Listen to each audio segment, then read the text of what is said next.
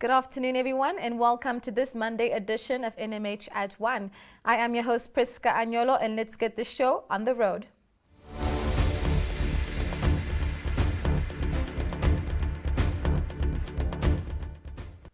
We're jumping right into our video inserts for today and for our first video.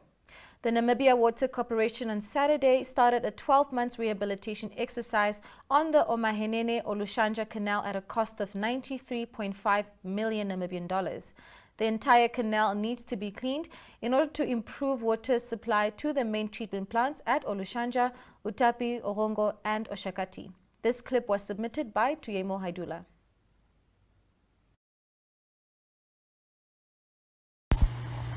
The Minister of Agriculture, Kali Schlettwein, launched the reconstruction of the Omahenene Olushanja Water Canal on Saturday.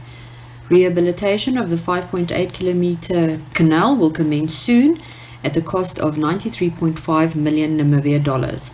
At the event, Schlettwein said that more and more illegal offtakes along the Kolowek-Oshakati water canal have become a major concern to NamWater, resulting in the water utility struggling to get sufficient water to its main treatment plant at Oshakati. Schlettwein said the bulk of water NamWater pumps from the Angola-based Kolowek Dam is occasionally used by the local farmers before it reaches the furthermost treatment plant. He said NamWater spends millions of dollars for electricity to pump water into the canal from Kolowek, but loses a lot of water to evaporation and lately increasingly to illegal offtakes by farmers. He noted that NamWater, through government funding, is in the process of doubling the capacity of the Oshakati plant and will spend possibly close to 500 million Namibian dollars on that project. He believes the new plant may not be in a position to receive sufficient water to treat if more water continues being lost from the canal before it reaches Oshakati. Speaking at the same event, Umuzati Regional Governor Erginus Njala said that the rehabilitation of the canal has been long overdue as it was inaugurated in 1972.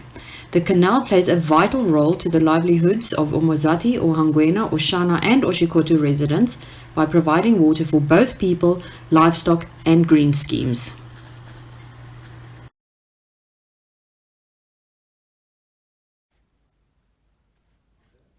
For our second video, Ella du Plessis High School's Boys Club pioneered and launched their We Care project on Friday. This is the first boys club to introduce a sanitary pad drop box at their school. Do take a look. Yes, it's happening at Ella du Plessis. Ella du Plessis, good morning. Yes, thank you. Those on Facebook, those on live stream, it's happening at Ella du Plessis. The Boys Care Program launching Ella du Plessis Boys Club launching the Boys Care Program, and it will happen at Shipena, it will happen at Okamatapati, it must happen in Oshakati, it must happen in Karasburg, it must happen in Rundu, it must happen in Kachinakache, it must happen in the Moving along, Agribus employees have not yet received their January salaries, and all eyes are now on the Line Ministry to bail out the state-owned company. Kenya Kamboe sent this clip.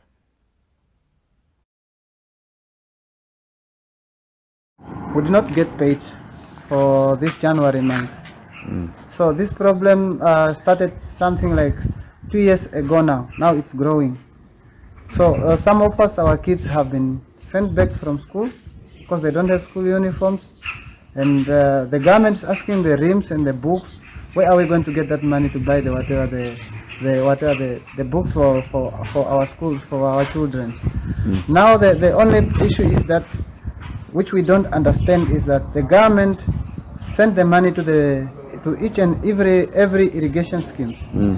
But apart from that, that money which is in the project's account, it's not allowed to be paid for the employees' salaries.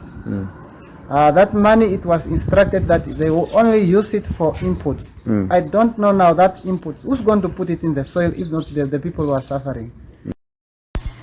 When contacted for comment, Agribuzdev acting manager Barfin Antindi said the company was broke and would need a bailout from the Public Enterprise Ministry. She added that the current monthly salary bill stands at just over 5 million. Last year, the Public Enterprise Ministry gave AgriBuzDev a cash injection of around 53 million Namibian dollars to cover salaries and operational costs until December. Antindi said that everybody, also staff at head office, have been affected by this and that nobody received a salary for January. She also added that they are not sure if there is going to be any salary paid soon.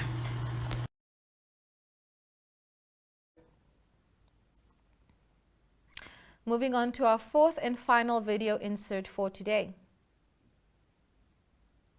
Andrea Lofty-Eaton and her husband live on Farm Carolina, around 30 kilometers from Grinnell. They have a small business that is run from their farm, from where they sell small cookies, which they have been doing for the past 15 years. They bake between 8 and 10 different types of cookies every day in a large scale. They also deliver to businesses in Keetmanshoop and Karasburg, Noord-Oever, Luderitz, and elsewhere in the south of the country. They also have a roadside stall where they sell biltong, droewors, and chili bites that they produce on the farm. Also, these products are sold at a variety of retailers in the towns and at their show in Luderitz.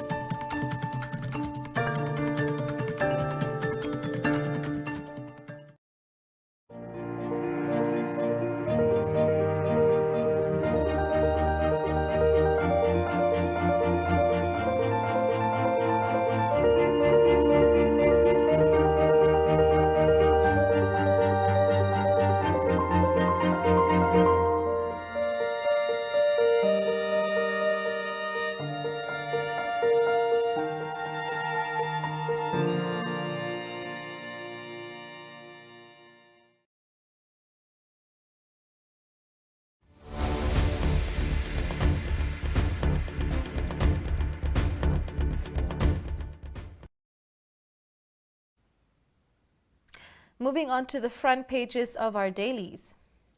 Namibian Sun reports about a Walvis Bay land deal in which a property development company owned by a politically connected individuals paid a paltry 865,000 Namibian dollars for a 14-hectare plot in Walvis Bay. Palm Tree Investments paid 6 Namibian dollars per square meter for the land in 2015. The land is still undeveloped while the housing backlog at the town continues to escalate. Republican reports that several local and international flights from Eurowings, Airlink and West Air were delayed, cancelled or had to be diverted to airports in other countries from Friday due to the absence of essential navigation equipment at Namibian airports. Namibia Civil Aviation Authority last month announced that aircraft approaches under instrument meteorological conditions are no longer supported or authorized in Namibia. Allgemeine Zeitung also reported on the same matter, whereby failed navigation systems resulted in flights cancellation and diversions after the navigation system at Namibia's airports failed to deliver service. The Namibian reports that the SWAPO party and several trade unions pressured the government to revoke its decision to close down in Namibia amidst threats of nationwide demonstrations set for this week. SWAPO MPs allegedly asked why they were not consulted on the decision. New Era reports that the operators in the tourism industry are not in support of plans to liquidate the national airline, as they feel it will adversely affect the sector. The sector contributes 11% to the country's GDP in 2020.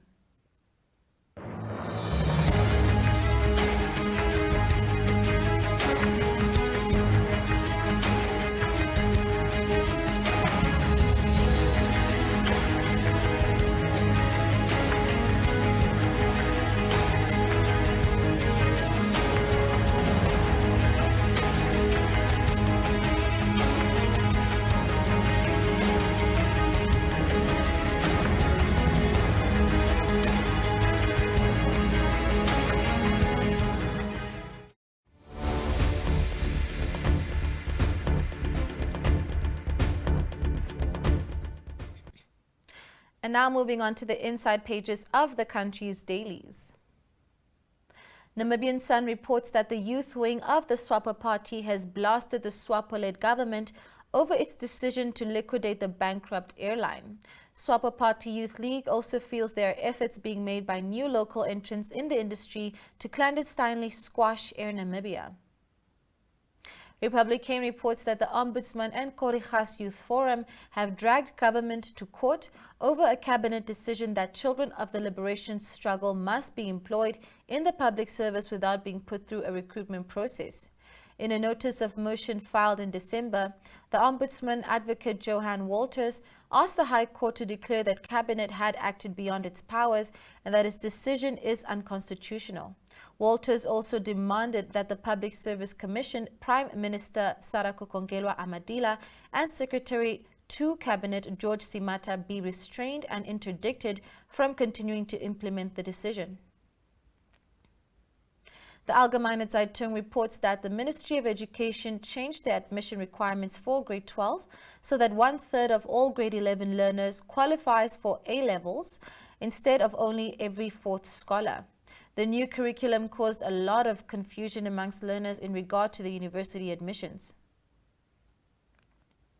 The Namibian reports that the Namibia Airports Company fears that the liquidation of Air Namibia would greatly impact the operations of NAC. NAC CEO has since called for collaborative stakeholder engagement in marketing Namibia to attract more airlines and increase the number of passengers at domestic airports. New Era also reported on the Air Namibia issue, saying the National Union of Namibian Workers is organizing a demonstration this week in a bid to reverse the closing down of the airline and to call for the resignation of the Public Enterprises Minister Leon Schuster. If you're feeling how I'm feeling and you know I won't stop, all we gotta do is take our love to the top. If I got it and you want it and you'll never let it drop, all we gotta do is take our love to the top. I will ride for you, maybe even die for you. When I'm loving you, but my heart don't stop.